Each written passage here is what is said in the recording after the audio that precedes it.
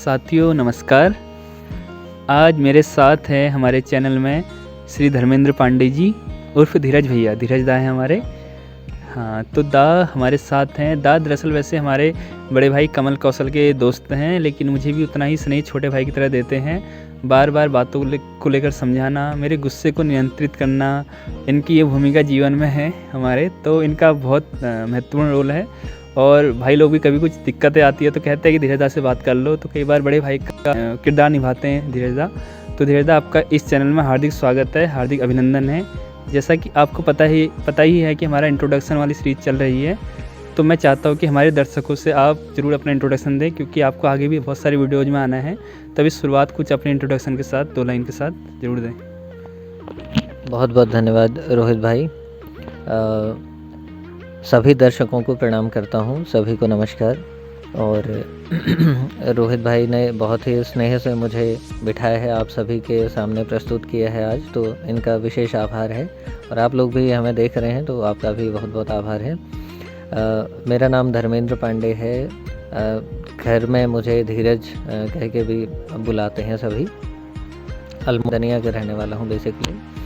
वहीं से प्राइमरी स्तर की पढ़ाई, मेरी जो शुरुआती स्तर की पढ़ाई है वहीं से हुई है, आरंभिक शिशु मंदिर से। फिर उसके बाद इंटर कॉलेज में कक्षा 11वीं तक का वहीं दनिया से ही पढ़ा है। फिर 1 वर्ष कक्षा 12वीं अल्मोड़े से करने के बाद हल्द्वानी चलाया, यहाँ से बीएससी की मैंने। फिर उसके बाद एमए नेट वगैरह क्लियर हो गया है, और साथ में पीएचडी अभी चल रही है, तो शोध कार्य चल रहा है इतिहास विषय में। बस इतनी सी बातें हैं, बाकी रोहित भाई आगे बात करेंगे। थैंक यू सो मच दा, थैंक यू सो मच। दा का ये अधूरा परिचय आपने दिया है दा, ये हमारे दोस्तों के साथ, हमारे दर्शकों के साथ नाइंसाफ़ी होगी। दा एक बहुत शानदार कवि हैं, और हमारे बीच में इनको कवि कह के ही बुलाया जाता है, नवाजा जाता है, और बहुत शानदार इनकी रचनाएं हैं। तो दा, आप इस बात से बच नहीं सकते, तो मैं चाहूँगा शुरुआत भी आप आज हमारे कार्यक्रम में शुरुआत भी किसी अपनी कविता के साथ करें। बहुत सुंदर काव्य पाठ करते हैं दा हमारे। तो दा, कोई ऐसी कविता के साथ, आप कवि है, पता चल गया है दर्शकों को, मैंने बता दिया है, तो आपको बताने की ज़रूरत है नहीं, लेकिन आप कोई ज़रूर काव्य पाठ के साथ चीज़ों को शुरू करें, फिर उसके बाद हम आपसे बहुत विषय में बातें करेंगे। तो दा, कोई ऐसी कविता आपको याद आती है अपनी, ज़रूर बताएं मुझे बहुत सुननी है, और मैं चाहता हूँ दर्शक आपको जाने, उसके बाद फिर हम वीडियो को आगे ले चलेंगे। रोहित भाई, आपने कवि कह के, हालांकि उस दर्जे में अभी हम हैं नहीं। मैं तो पंक्ति का बिल्कुल अंतिम व्यक्ति हूँ। आप ये कह सकते हैं कि सामान्य दर्शकों की ही श्रेणी में मैं खुद को मानता हूँ। ऐसा कोई विशेष चीज़ें नहीं है। थोड़ा बहुत जो चीज़ें लिख लेते हैं, थोड़ा सा तुकबंदी शायद आती है, तो उसमें ऐसा विशेष ये बिल्कुल अंदर से मैं कह रहा हूँ कि कवि जैसा कोई भाव नहीं है। बस साथ वाले कहते हैं तो ऐसा लगता है कि हाँ ठीक है, थोड़ा बहुत हम लोग लिख लेते हैं। को इंटरप्ट कर रहा हूँ वीडियो के माध्यम से। आप लोग ज़रूर बताना कि जो सुनाने वाले हैं, मुझे नहीं पता क्या सुनाएंगे, कैसा होगा, लेकिन आप ज़रूर बताना कैसा है। अभी मैं भी सुन रहा हूँ, फिर देखते हैं, बातें करेंगे उस पर। ठीक है, चलिए। ठीक है। तो जैसा कि रोहित भाई ने एक कविता गुनगुनाने के लिए मुझे कहा है, मैं आप सभी के सामने रखता हूँ। और रोहित भाई आपके लिए विशेषकर, और हमारे दर्शकों के लिए बहुत मज़ा आ गया था। तो कविता का शीर्षक जो है वो हलचल है। सीधा पंक्तियों पर आता हूँ। श्रृंगार रस की रचना है। कोई हलचल हुई है हृदय में कहीं, कोई हलचल हुई है हृदय में कहीं, ज़र्रे ज़र्रे में तू ही नज़र आ रही है। मेरा भ्रम या साकार है कल्पना, है मेरा भ्रम या साकार है कल्पना, सामने तुम हृदय से उतर आ रही। कोई हलचल हुई है हृदय में कहीं, ज़र्रे ज़र्रे में तू ही नज़र आ रही। अगला बंद है। प्रियतमा प्रेम के पर ज़रा खोल दो, प्रियतमा प्रेम के पर ज़रा खोल दो, यूं लजाओ न उपहार अनमोल दो। तैरना है गगन में मगन हो हमें, तैरना है गगन में मगन हो हमें। इन हवाओं में स्वर रागिनी घोल दो। प्रियतमा प्रेम के पर जरा खोल दो। कि मैं ही आतुर नहीं हूँ अकेला यहाँ, मैं ही आतुर नहीं हूँ अकेला यहाँ। तुमसे मिलने घटा सज संवर आ रही, कोई हलचल हुई है हृदय में कहीं। जर्रे जर्रे में तू ही नजर आ रही। अगला बंद है, प्रेमी कहता है कि प्रेम का राग तो गुनगुना दो न तुम, प्रेम का राग तो गुनगुना दो न तुम। मखमली के शुओं में सुला दो न तुम। कि झील में जिस तरह चांदनी है घुली, झील में जिस तरह चांदनी है घुली। यूं मुझे भी स्वयं में घुला दो न तुम, प्रेम का राग तो गुनगुना दो न तुम। धन्यवाद। धन्यवाद दा, इतनी है क्या? इससे थोड़ा आगे नहीं है। दा, अभी थोड़ा सा वीडियो आपकी लंबी हो जाएगी, तो नहीं दा, मुझे लगता है समय को कि ध्यान में रखते हुए वैसे शुरुआत मुझे लगा था कि आप 2-4 लाइन ही सुनाएंगे, लेकिन दा मज़ा आ रहा है और मुझे लगता है दर्शकों को भी मज़ा आएगा। और ये कविता अगर और है तो इसको पूरी कर दीजिए हमारे लिए, तो इसको पूरी ही करें दा। बहुत मज़ा आ रहा है और मैं खो गया था कहीं, तो उसके लिए सॉरी चाहूँगा, लेकिन आप इसको पूरा कर दीजिए प्लीज़ हमारे लिए। चलिए, देखिए अगर दर्शक बोर हों तो वो उससे आप ध्यान रखेंगे उसका, नहीं होंगे, नहीं क्योंकि होंगे, बहुत लंबा ना हो जाए। नहीं चलिए, होंगे दा, नहीं होंगे। बहुत शानदार मज़ा आ रहा है। और शुरुआत 1-2 पल पंक्ति से करें जो ठीक है। गुनगुना दी है अभी। कि प्रेम का राग तो गुनगुना दो न तुम, मखमली के सुबों में सुला दो न तुम। झील में जिस तरह चांदनी है घुली, वो दृश्य देखिए जरा। कि झील में जिस तरह चांदनी है घुली, यूं मुझे भी स्वयं में घुला दो न तुम, प्रेम का राग तो गुनगुना दो न तुम। झुरमुटों की हंसी छाँव में प्रियतमा, झुरमुटों की हंसी छाँव में प्रियतमा। आओ बैठेंगे हम तुम अकेले वहाँ, कि सीख लें कंकड़ों को डुबोना प्रिय, सीख लें कंकड़ों को डुबोना प्रिय। दो तरंगों सा बंध एक होना प्रिय, सीख लें कंकड़ों को डुबोना प्रिय। दो तरंगों सा बंध एक होना प्रिय। इस निशा को दिशा भोर की ना मिले। अंतिम पंक्ति में मैं क्या कहता है कि इस निशा को दिशा भोर की ना मिले, खोए हम इस कदर छोर भी ना मिले। चांद तारों को संग संग लिए प्रियतमा, चांद तारों को संग संग लिए प्रियतमा। बैठ इस पार क्यों आज शर्मा रही, कोई हलचल हुई है हृदय में कहीं। ज़र्रे ज़र्रे में तू ही नज़र आ रही, ज़र्रे ज़र्रे में तू ही नज़र आ रही। बहुत बहुत धन्यवाद। दा अद्भुत, शब्द नहीं है मेरे पास डिफाइन करने को। उम्मीद करता हूँ जिन दर्शकों ने हमारे सुनी होगी वो शब्दों के माध्यम से अपना प्यार जरूर धीरज दा तक पहुँचाएंगे। इसके बाद मैं धीरज दा के सामने आत्मसमर्पण करने वाला हूँ, लेटने वाला हूँ धरती पर। इतना सुंदर ही मेरे से छुपा के रखा था, आज तक मैंने सुना नहीं था ये। तो दा बहुत आनंद आया मेरे को, मैं खो गया था, वाकई में खो गया था। मुझे पता है दर्शक भी जब इसको सुनेंगे तो खो जाएंगे।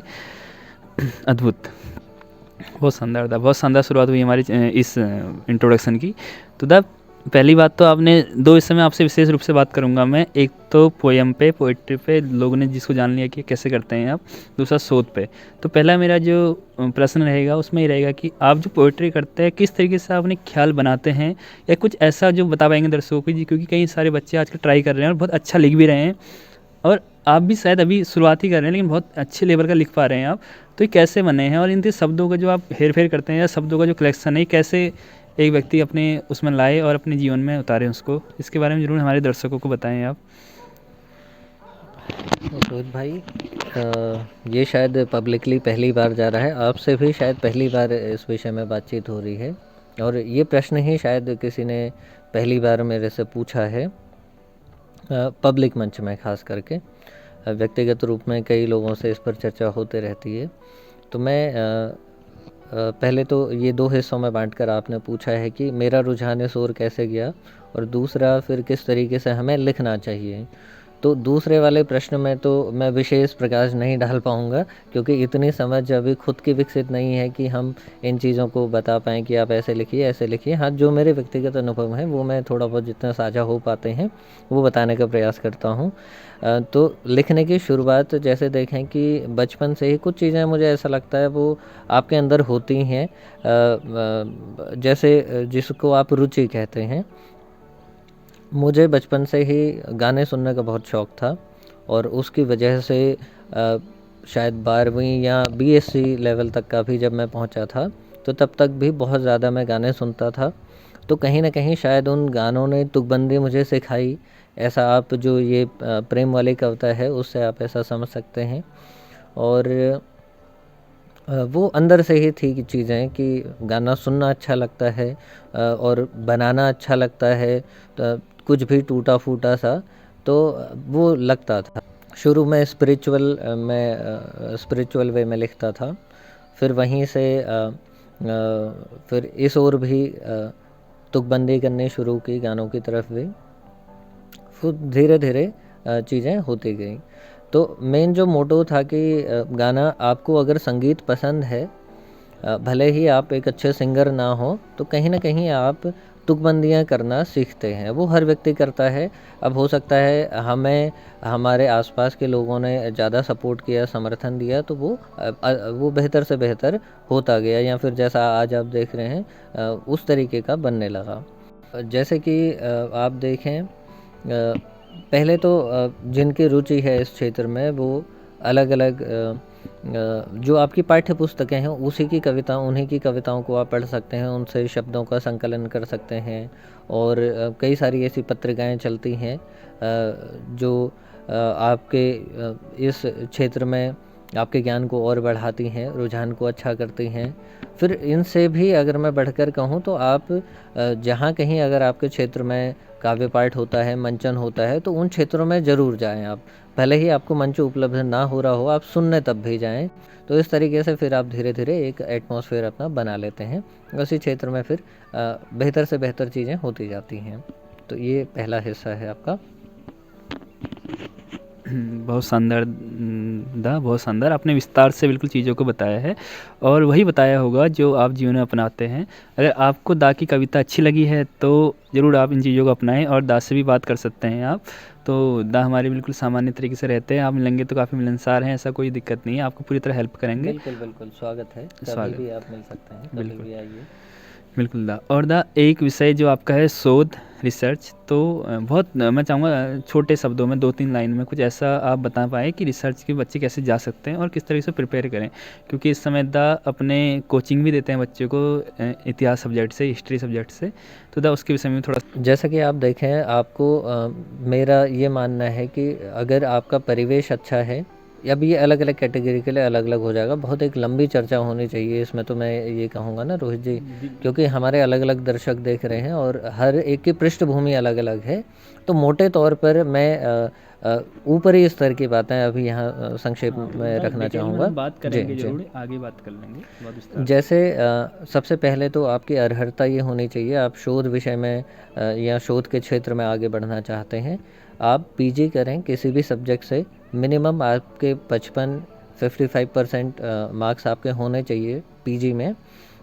और इसके साथ ही साथ एक परीक्षा होती है यूजीसी नेट की परीक्षा, नेशनल एलिजिबिलिटी टेस्ट, उसके वो जो एग्ज़ाम है उसकी प्रिपरेशन भी आपको साथ में करनी चाहिए।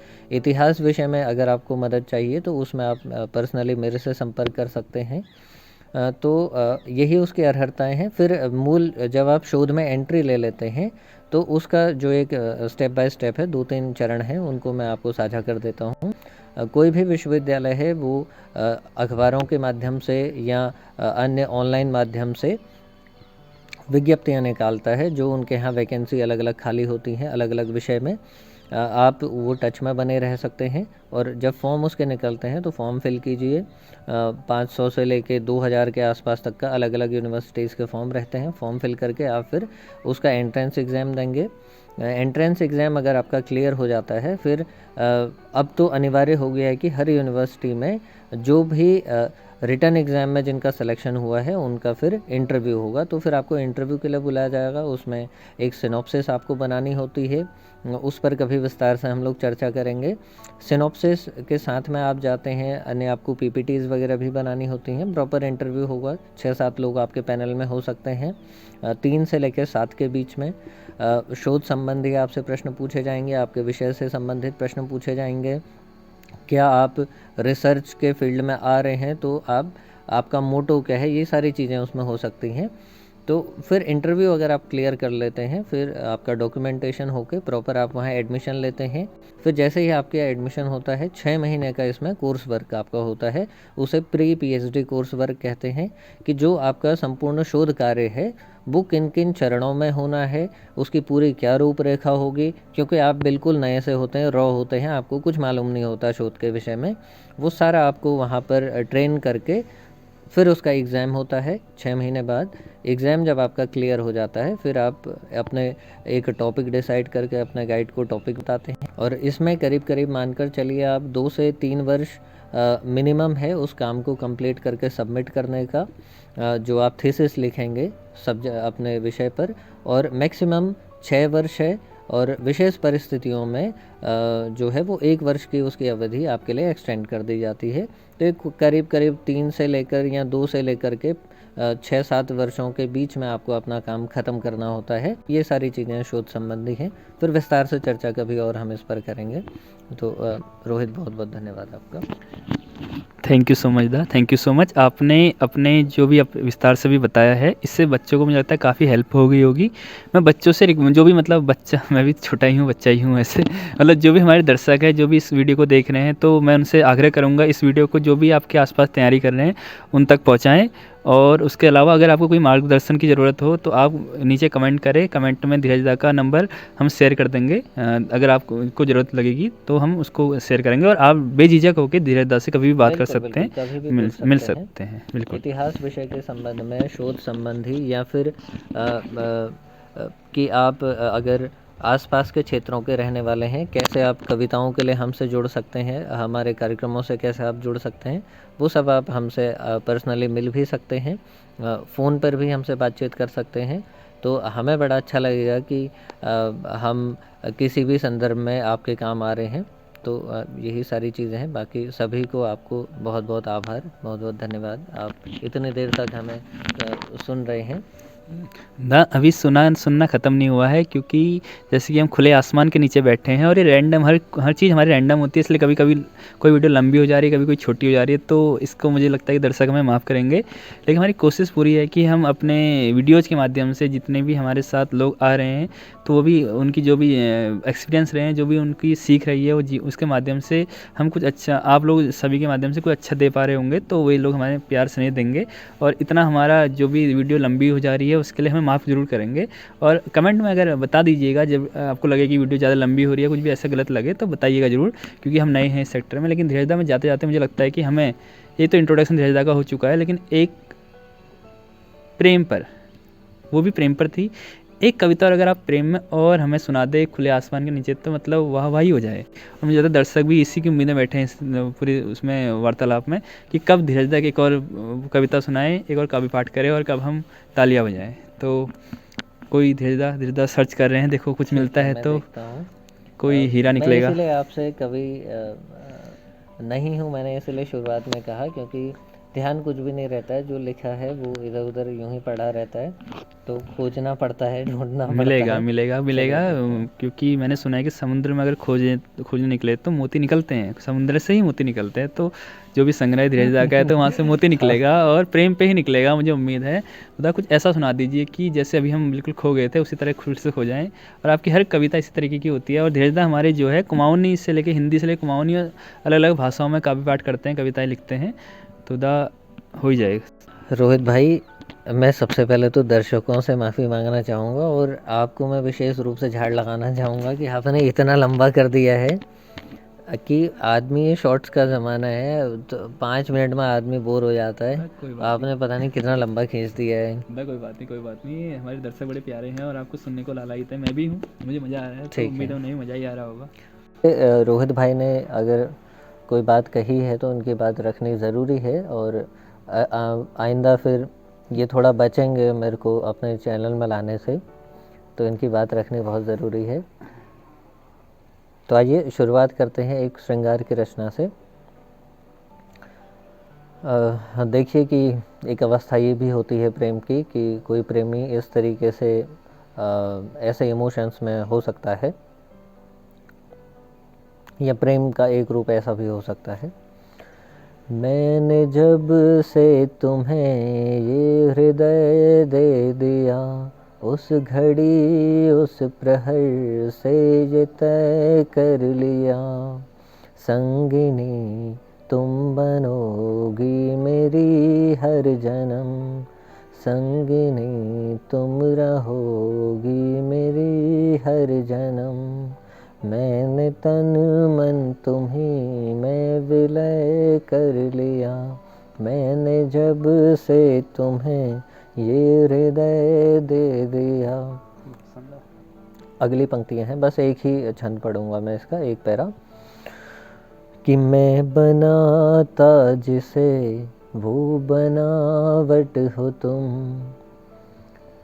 कल्पना हो मेरी और लिखावट हो तुम, मैं बनाऊं जिसे वो बनावट हो तुम, कल्पना हो मेरी और लिखावट हो तुम नहीं जानती तुम में क्या है छिपा, हो इजाजत अगर तो अभी दूं दिखा, दिल में मेरे तेरे प्रेम की रश्मियाँ, दिल में मेरे तेरे प्रेम की रश्मियाँ, तेरे इस प्रेम को कर रही हैं बयां, तू नहीं तो अधूरा है साजन तेरा, तू नहीं तो अधूरा है साजन तेरा,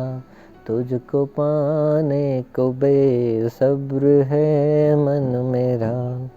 अंतिम पंक्तियाँ कि कहता है, गर कहीं तुम अंधेरों में खो जाओगे, गर कहीं तुम अंधेरों में खो जाओगे, उस घड़ी भी मुझे पास ही पाओगे।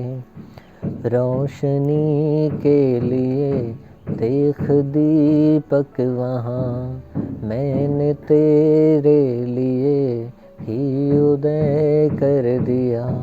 मैंने जब से तुम्हें ये हृदय दे दिया, उस घड़ी उस प्रहर से ये तय कर लिया।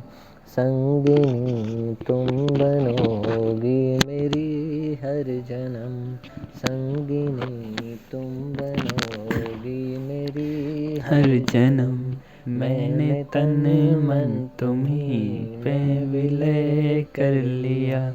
मैंने तन से तुम्हें ये हृदय दे दिया। बहुत बहुत धन्यवाद।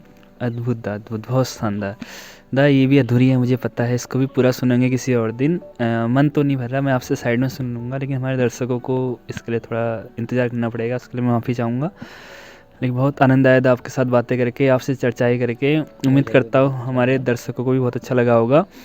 तो आप यूँ ही हमारे साथ जो भी लोग जुड़े हैं, दादा लोग, मेरे दोस्त लोग, या जो भी मेरे परिवार वाले हैं, और आप सभी ऐसे ही अपना प्यार बनाते रहें, देते रहें, और इस चैनल को लाइक करें, शेयर करें, सब्सक्राइब करें, और अपना प्यार बनाए रखें। और जल्द जो भी इस वीडियो को देख रहा है, मुझे पता है जल्द ही उससे भी मैं बात करने वाला हूँ। तो आप अपना नाम भी मुझे दे सकते हैं कि मुझे आपसे बात करनी है, या मेरे लिए बहुत गर्व की बात होगी अगर आप मुझसे बात करना पसंद करेंगे, तो मुझे खुशी होगी कि आप हमारे चैनल में आके कुछ भी बात करें। तो थैंक यू सो मच दा, बहुत बहुत धन्यवाद आपका। थोड़ा सा रोहित भाई मैं आपकी ओर से कुछ कहना चाहूँगा। तो सभी दर्शकों को नमस्कार, प्रणाम, बहुत बहुत आभार आप सभी का, रोहित भाई का बहुत बहुत आभार। और विशेष रूप से रोहित भाई के लिए कहना चाहूँगा कि इनका जो चैनल है उसको आप लोग अधिक से अधिक लाइक करें, शेयर करें, सब्सक्राइब करवाएं। और जो कार्य ये कर रहे हैं वो अद्भुत कार्य है, बहुत ही प्रशंसनीय कार्य है। इसलिए नहीं है कि मुझे आपके सामने ला रहे हैं और मैं इसलिए आपसे ये बातें कह रहा हूँ, मगर इनके जो भी आप वीडियोस देखेंगे वो बहुत ही ज़्यादा आप कहें कि एक जो फूहड़ता चल रही है यूट्यूब में, उस प्रकार का आपको इसमें कहीं भी कोई चीज़ें नहीं मिलेंगी। और बिल्कुल सादगी भरा जीवन है इनका, उसी तरीके से आपके सामने आते हैं, वही इनको सबसे विशेष बनाती है। अभी मैं यहाँ इनके साथ बैठा हूँ तो करीब हम लोग 3-4 किलोमीटर दूर आए हुए हैं। हम लोग बिल्कुल ठंडे में यहाँ बैठे हैं, ठंडी हवा चल रही है, लेकिन कोई इसका विशेष प्रभाव नहीं दिख रहा है। इनका प्रेम है और बहुत ही शानदार व्यक्ति हैं। तो इनका जो चैनल है वो अलग अलग एस्पेक्ट में बात करता है। पिछली आपने वीडियोस देखी होंगी, तो हर तरीके के लोगों से ये जुड़ते हैं, मिलते हैं, उनको आपके सामने लाते हैं, आपको उनसे जोड़ने के लिए ये प्रयत्न करते हैं। तो ये विशेष काम है, तो इनको ज़रूर से समर्थन मिलना चाहिए, ये मेरी कामना है। बाकी आपकी अपनी इच्छा है कि आप अगर पसंद कर रहे हैं, आपको अच्छा लग रहा है, बढ़िया लग रहा है काम, तो बिना किसी खर्च के आप इसको आगे बढ़ाते रहिए। कोई इसमें रुपया पैसा कुछ भी नहीं लगना है। और नहीं ये ऐसे व्यक्ति हैं कि जो यहाँ प्रसिद्धि पाने के लिए आप सबके बीच में आए हैं, क्योंकि वैसी कोई चीज़ें हैं ही नहीं। बस आप लोगों से जुड़ना है, हम सब लोगों को एक फैमिली की तरह कनेक्ट करते हुए रोहित भाई अपने काम को आगे बढ़ा रहे हैं। बहुत ही शानदार काम है। तो बहुत बहुत धन्यवाद रोहित भाई। थैंक यू सो मच दा, थैंक यू सो मच। और आप सभी दर्शकों का भी हार्दिक बहुत बहुत धन्यवाद। और इसी तरह हमारे साथ जुड़े रहें, जल्द ही आपको किसी नए व्यक्ति से ज़रूर मिलाएंगे, और ऐसे ही आपसे बातें करते रहेंगे, मिलेंगे, बहुत सारी बातें होंगी। आपका हृदय की गहराई से बहुत बहुत धन्यवाद। सभी को प्रणाम, बहुत बहुत धन्यवाद। यूँ ही प्यार बनाए रखें, बहुत बहुत धन्यवाद।